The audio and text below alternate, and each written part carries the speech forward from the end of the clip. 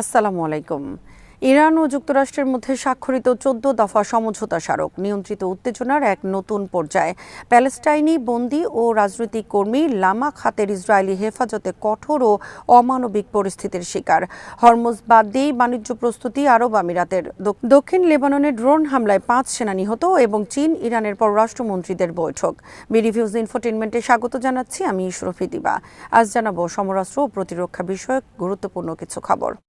বিশ্ব রাজনীতির দীর্ঘদিনের উত্তেজনাপূর্ণ সম্পর্কের মধ্যে ইরান ও যুক্তরাষ্ট্রের মধ্যে স্বাক্ষরিত ১৪ দফা সমঝোতা স্মারক দুই দেশের সম্পর্ককে নতুন এক পর্যায়ে নিয়ে গেছে। বিশ্লেষকদের মতে এটি সরাসরি সংঘাতের পথ থেকে ধাপে ধাপে মতপার্থক্য নিয়ন্ত্রিতভাবে পরিচালনার দিকে অগ্রসর হওয়ার একটি ইঙ্গিত। তবে এটি কোনো চূড়ান্ত শান্তি চুক্তি বা পূর্ণাঙ্গ সমাধান নয়, বরং ভবিষ্যৎ আলোচনার ভিত্তি তৈরির জন্য একটি বহুস্তরীয় রোডম্যাপ। এর উদ্দেশ্য সামরিক, অর্থনৈতিক ও রাজনৈতিক ক্ষেত্রে উত্তেজনা কমিয়ে নিয়ন্ত্রিত সংলাপের পরিবেশ সৃষ্টি করা।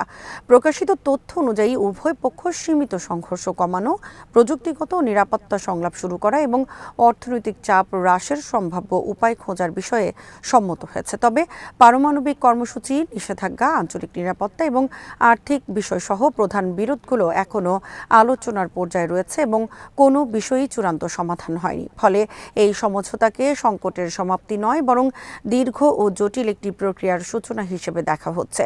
এই চুক্তিকে ঘিরে আন্তর্জাতিক অঙ্গনে ভিন্ন ভিন্ন ব্যাখ্যা দেখা দিয়েছে। পশ্চিমা কিছু বিশ্লেষক মনে করছেন এটি সর্বোচ্চ চাপের নীতি থেকে বাস্তববাদী কূটনৈতিক পন্থার দিকে অগ্রসর হওয়ার প্রতিফলন। তাদের মতে উভয় পক্ষ চাপ ও সংঘাতের সীমাবদ্ধতা উপলব্ধি করে ধাপে ধাপে উত্তেজনা নিয়ন্ত্রণের পথে হাঁটছে।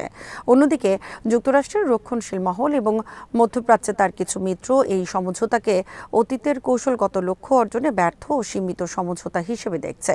তাদের মতে ইরানের পারমাণবিক বা আঞ্চলিক নীতিতে মৌলিক পরিবর্তন আনতে না পারায় এই চুক্তি প্রত্যাশা পূরণে সক্ষম নয়। ক্রমবর্ধমান আঞ্চলিক উত্তেজনা, জ্বালানি নিরাপত্তা ও হরমুজ প্রণালীর মতো গুরুত্বপূর্ণ বাণিজ্য পথ নিয়ে উদ্বেগ, পাশাপাশি সামরিক ও সর্বোচ্চ চাপের কৌশলের সীমাবদ্ধতা উভয় পক্ষকে নতুন হিসাব নিকাশে বাধ্য করেছে।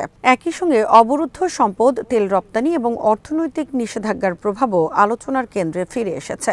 এসব কারণ মিলিয়ে সংঘাতের পরিবর্তে সীমিত সম্পৃক্ততা ও ধাপে ধাপে সংলাপের পথ বেছে নেওয়া হয়েছে। তাই ১৪ দফা সমঝোতা স্মারককে সংকটের অবসান নয়, বরং বিরোধ ব্যবস্থাপনার একটি নতুন ও জটিল অধ্যায়ের সূচনা হিসেবে বিবেচনা করা হচ্ছে। প্যালেস্টাইনি বন্দী ও রাজনৈতিক কর্মী লামা খাতের ইসরায়েলি হেফাজতে থাকার সময় কঠোর ও অমানবিক পরিস্থিতির মুখোমুখি হওয়ার অভিযোগ করেছেন। সম্প্রতি তার আইনজীবীর মাধ্যমে প্রকাশিত এক বিবৃতিতে তিনি জানান, জিজ্ঞাসাবাদ কেন্দ্র ও কারাগারগুলোতে পদ্ধতিগতভাবে নির্যাতন চালানো হয় এবং নারী বন্দীদের মারধর, অপমান, নগ্ন তল্লাশি ও একাকী কারাবাসের মতো নির্যাতনের শিকার হতে হয়।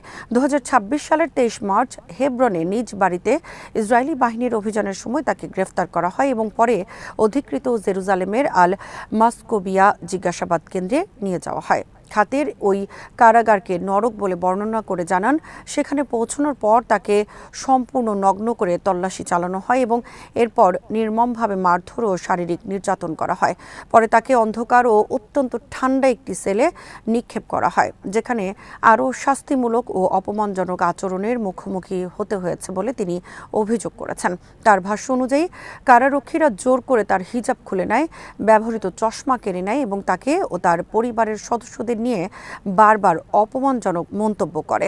এছাড়া শীতের মধ্যে তার কষ্ট বাড়িয়ে দিতে ইচ্ছাকৃতভাবে বিছানায় পানি ঢেলে দেওয়া হয় বলেও তিনি দাবি করেন। লামা খাতেরের এই বক্তব্য এমন এক সময় সামনে এলো যখন ফিলিস্তিনি বন্দী বিষয়ক সংগঠন ও বিভিন্ন মানবাধিকার সংস্থা ইসরায়েলি কারাগারে নারী বন্দীদের অবস্থার বিষয়ে উদ্বেগ প্রকাশ করেছে। এসব সংস্থার অভিযোগ, নারী বন্দীদের বিরুদ্ধে কঠোর শাস্তিমূলক ব্যবস্থা, একাকী কারাবাস, অপমানজনক তল্লাশি এবং মৌলিক অধিকার ও স্বাস্থ্যসেবা থেকে বঞ্চিত করার মতো পদক্ষেপ নিয়মিতভাবে প্রয়োগ করা হচ্ছে। যুক্তরাষ্ট্র ও ইসরায়েলের হামলার পর হরমুজ প্রণালী বন্ধ হয়ে যাওয়ায় উপসাগরীয় বাণিজ্য ও জ্বালানি পরিবহনের ঝুঁকি স্পষ্ট হয়ে ওঠার পর সংযুক্ত আরব আমিরাত এই গুরুত্বপূর্ণ জলপথের উপর নির্ভরতা সম্পূর্ণভাবে দূর করার লক্ষ্যে একটি বৃহৎ পরিকল্পনা হাতে নিয়েছে।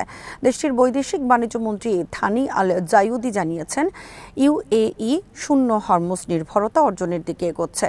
ইরান ও যুক্তরাষ্ট্রের মধ্যে অন্তর্বর্তী শান্তি চুক্তির পর বিশ্ববাজার যখন প্রণালীটির পুনরায় চালু চালু হওয়ার অপেক্ষায় রয়েছে তখনই এই কৌশলগত উদ্যোগ সামনে এসেছে।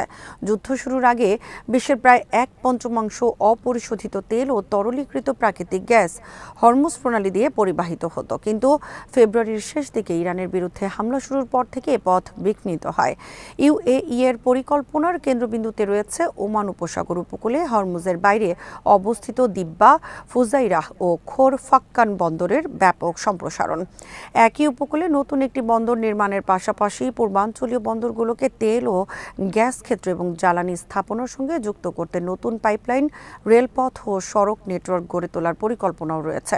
বর্তমানে ফুজাইরাহ পর্যন্ত বিদ্যমান 15 লাখ ব্যারেল দৈনিক সক্ষমতার পাইপলাইনের মাধ্যমে ইউএই আংশিকভাবে হরমুজকে এড়িয়ে তেল রপ্তানি করছে এবং 2027 সালের মধ্যে রপ্তানি সক্ষমতা দ্বিগুণ করতে দ্বিতীয় পাইপলাইন নির্মাণ দ্রুত গতিতে এগিয়ে নেওয়ার ঘোষণা দিয়েছে। তৃতীয় একটি পাইপলাইন সহ পেট্রোকেমিক্যাল, এলএনজি ও অন্যান্য জ্বালানি পণ্য রপ্তানির বিকল্প ব্যবস্থাও বিবেচনা করা হচ্ছে। যদিও প্রকল্পের ব্যয় ও সময়সীমা এখনও নির্ধারিত হয়নি, তবে এতে কয়েক বিলিয়ন ডলারের বিনিয়োগ প্রয়োজন হবে বলে ধারণা করা হচ্ছে। এই উদ্যোগকে উপসাগরীয় ভূরাজনৈতিক ঝুঁকি কমিয়ে বিকল্প বাণিজ্য ও জ্বালানি রুট শক্তিশালী করার দীর্ঘমেয়াদী কৌশলগত পরিবর্তনের অংশ হিসেবে দেখা হচ্ছে।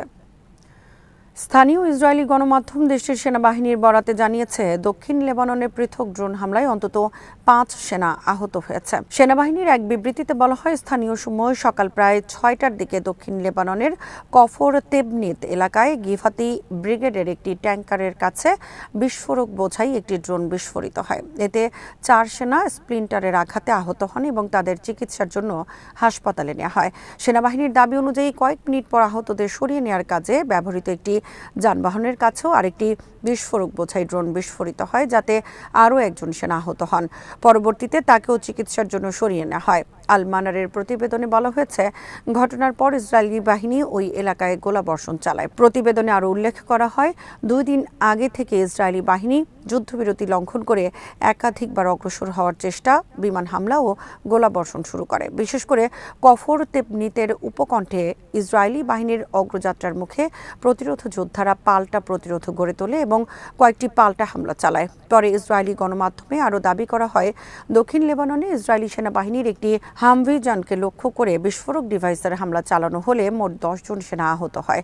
তবে আহতের প্রকৃত সংখ্যা ও ঘটনার বিস্তারিত সম্পর্কে ভিন্ন ভিন্ন তথ্য পাওয়া যাচ্ছে এবং স্বাধীন সূত্র থেকে তাৎক্ষণিকভাবে এসব দাবির সত্যতা যাচাই করা সম্ভব হয়নি। চীন ও ইরানের পররাষ্ট্রমন্ত্রীরা এক টেলিফোন আলাপে তেহরান ও ওয়াশিংটনের মধ্যে সদ্য স্বাক্ষরিত সমঝোতা স্মারক এবং আঞ্চলিক পরিস্থিতি নিয়ে আলোচনা করেছেন।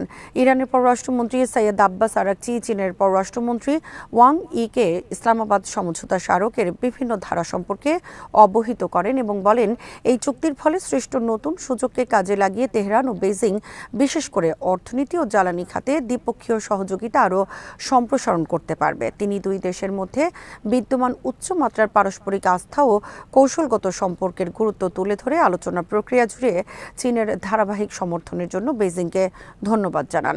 অতীতের অভিজ্ঞতার কারণে যুক্তরাষ্ট্রের প্রতি ইরানের গভীর অবিশ্বাসের কথা উল্লেখ করে আরাকচি বলেন, যুদ্ধের অবসান সহ চুক্তির সব ধারা পূর্ণাঙ্গ ও বিশ্বস্তভাবে বাস্তবায়নের দায়িত্ব মূলত যুক্তরাষ্ট্রের ওপরই বর্তায়। জবাবে চীনের পররাষ্ট্রমন্ত্রী ওয়াং ই সমঝোতা স্মারককে স্বাগত জানান এবং বহিরাগত চাপ ও জবরদস্তিমূলক নীতির মুখে ইরানের সরকার ও জনগণের দৃঢ়তার প্রশংসা করেন। তিনি সমস্যা সমাধানে ইরানের দায়িত্বশীল ও কূটনৈতিক দৃষ্টিভঙ্গিকেও ইতিবাচক বলে উল্লেখ করেন।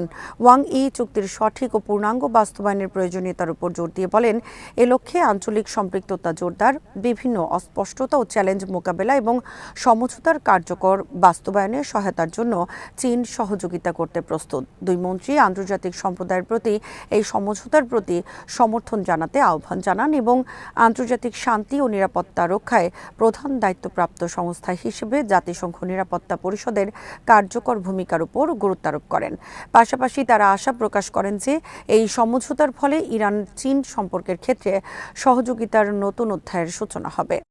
আজ এখানেই শেষ করছি। সমরাস্ত্র প্রতিরক্ষা কূটনীতির নানা তথ্য জানতে চোখ রাখুন বিডি ভিউজ ইনফোটেইনমেন্টে। চ্যানেলটি ভালো লাগলে সাবস্ক্রাইব করুন। আল্লাহ হাফেজ।